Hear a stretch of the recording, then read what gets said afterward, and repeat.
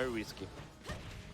And he punished him. Was that it? Is that it? That's it. Oh my god, it was so worth it.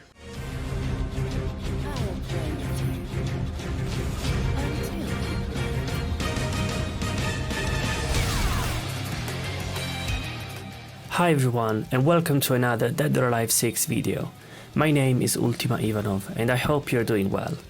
In today's video I'm going to talk about an important aspect in DOA6 and DOA games in general that will help you step up your game and increase your chances of winning, which is punishing.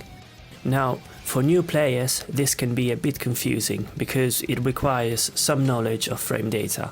However, I will try to explain everything in a simple way, including examples where possible.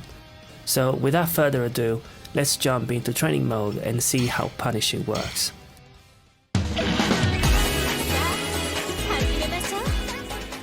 As a little introduction, DOA is a turn-based fighting game. So after you block an attack, the opponent is normally left at disadvantage, and depending on this, you will be able to punish them accordingly. Now, in the vast majority of cases, punishing in DOA is done using throws, which is quite different to other fighting games like Tekken, for example, where you punish using strikes. Every character in DOA6 has a certain set of throws, some slower and more damaging than others. All characters have a simple neutral standing throw and a forward throw, but some also have a slower back throw and other command throws that inflict more damage. To punish, however, you normally use only two throws, which are the character's fastest throws. The first one is a standard neutral throw, which is 5 frame fast for most characters, and the second is a forward throw, which is 7 frame fast for the majority of the characters. Now, these two numbers, 5 and 7, are important because they determine which moves can and cannot be punished. Moves that cannot be punished are called safe, and when blocked, they leave the opponent at a slight disadvantage of -5 or less. Trying to punish a safe move with a throw is risky, because the opponent may continue their offense despite being at disadvantage, resulting in a high counter hit strike, or may do a fuzzy guard to avoid being thrown. If you want to know more about fuzzy guarding, feel free to watch my video, which should help you understand why it's worth doing it. Now, safe moves are, for example, Zhang-Li's 6-6k, which is -3 on block, and Kokoro's 6-6p, which is -4. As a reminder, you can check the frame advantage or disadvantage after a certain move on block by turning on the skill info box from Fright Screen Info and set the computer's action to guard all.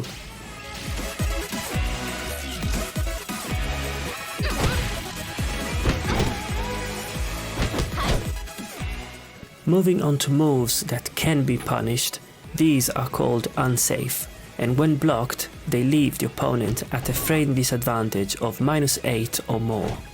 The majority of moves in a character's move list are unsafe, particularly those at the end of a string. For example, Christie's KP, Zhang-Li's 6PP and Hayabusa 4P 6P are all unsafe. So how do you punish unsafe moves? Normally, you punish them with a forward throw, which is the fastest throw a character has that cannot be broken and therefore gives you guaranteed damage. This throw is 7 frame fast for most characters and can punish moves that are -8 or more on block. For example, to punish Christie's KP, which is -10 on block, you can use a forward throw. If your character has a back throw, this can also be used to punish unsafe moves, because it also cannot be broken. This throw is normally 10 frame fast and can punish moves that are -11 or more on block. The same applies to other command throws. For example, Kasumi's super launcher throw, which is 12 frame fast, can punish moves that are -13 or more on block. Now that we know that moves that are -5 or less on block are safe, and moves that are -8 or more are unsafe, you might be wondering what happens in between, if a move is -6 or -7 on block, for example. These moves are called semi-safe and can only be punished with a neutral throw, which is 5 frame fast for most characters. Examples of semi-safe moves are Lei Fang's 6-6p, which is -6 on block, and Nico's 4pk. The reason they are semi-safe is because they can only be punished with a neutral throw, which, unlike forward throws, can be broken, so the opponent can still avoid damage in this situation. When the opponent successfully breaks a neutral throw, they are normally left at frame advantage, which will vary depending on your character's throw.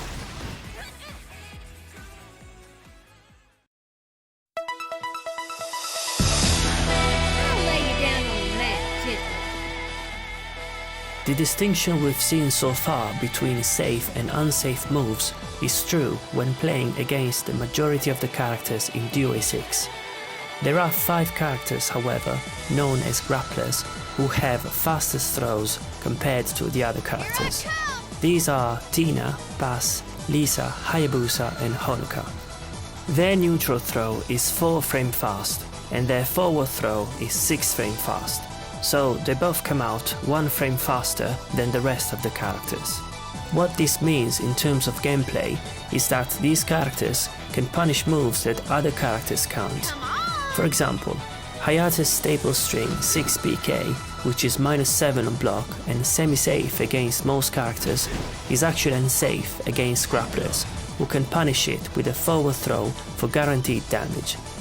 The same goes for Hayane's 6pk, which is -7 on block and therefore unsafe against Grapplers.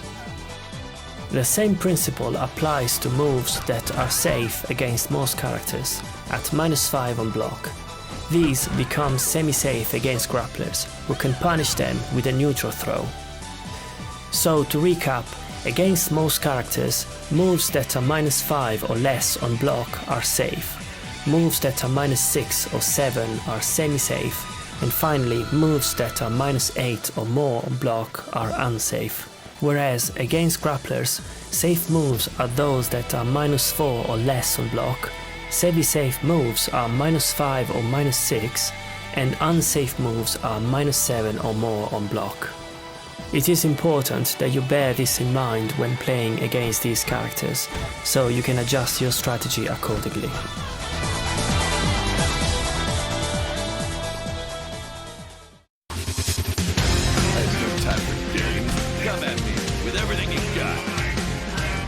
So far we've covered standing throws, which are used to punish attacks that leave the opponent in a standing state.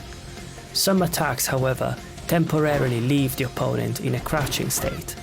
This is the case of most lows and some mid attacks in the game. For example, Hayabusa's low sweep, Ayane's and Lei Fang's 2 H+K are low kicks that leave them crouching. Hayabusa's torpedo attack and Lei Fang 4KK are mid attacks that leave them crouching. If the opponent is left crouching, then you will need to punish them with a low throw. All characters possess a simple down throw, which is 5 frame fast for most characters and 4 frame fast for Grapplers. This is the character's fastest low throw, and unlike standing neutral throws, it cannot be broken. In addition, most characters also possess an additional slower low throw, which is normally a down forward throw. This throw is 7 frame fast for most characters and 6 frame fast for Grapplers, and like down throws, it also cannot be broken. With this in mind, moves that can be punished with a low throw are either safe or unsafe. All moves that are -5 or less on block are safe against most characters and unsafe against Grapplers because of their 4 frame low throw. Whereas if a move is -6 or more on block, then it's always unsafe. Now, the vast majority of lows in the game are unsafe on block.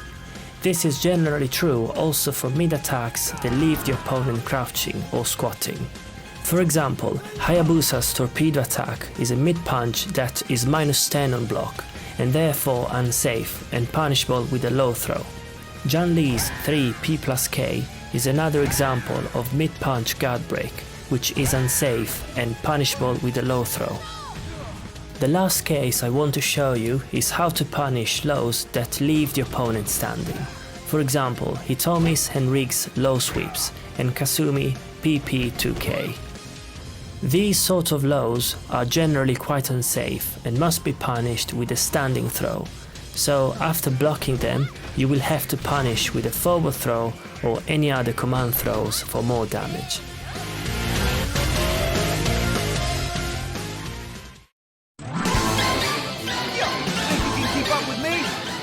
Now that we've seen how to punish after blocking an attack, you should be aware that some attacks cannot be punished with a throw, even though they are unsafe.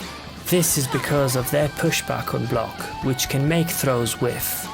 An example of this is Kasumi's 6PK, which is unsafe on block, but it cannot be punished with a throw because of its pushback. John Lee also has a few attacks that cannot be punished with a throw, thanks to their pushback on block. So one of your options is to respond with strikes.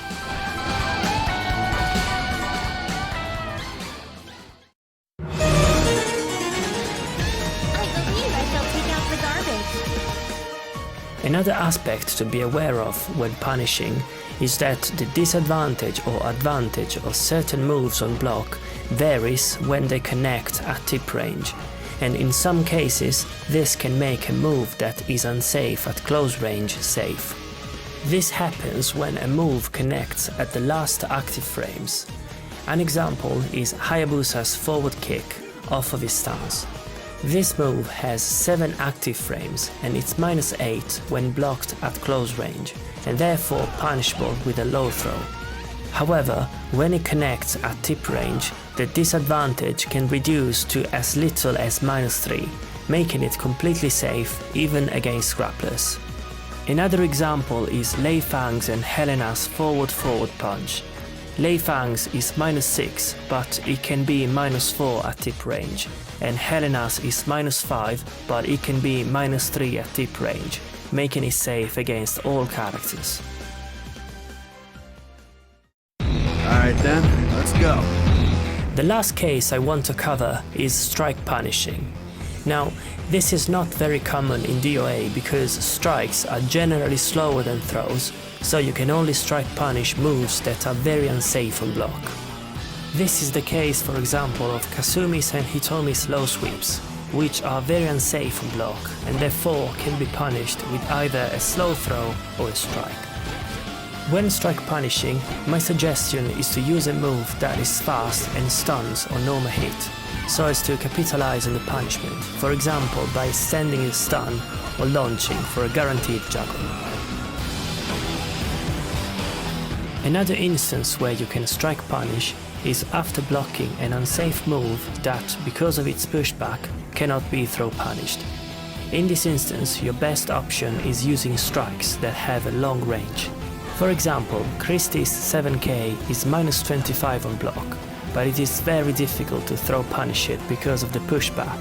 Hitomi, for example, can punish this move with a few attacks that stun on normal hit.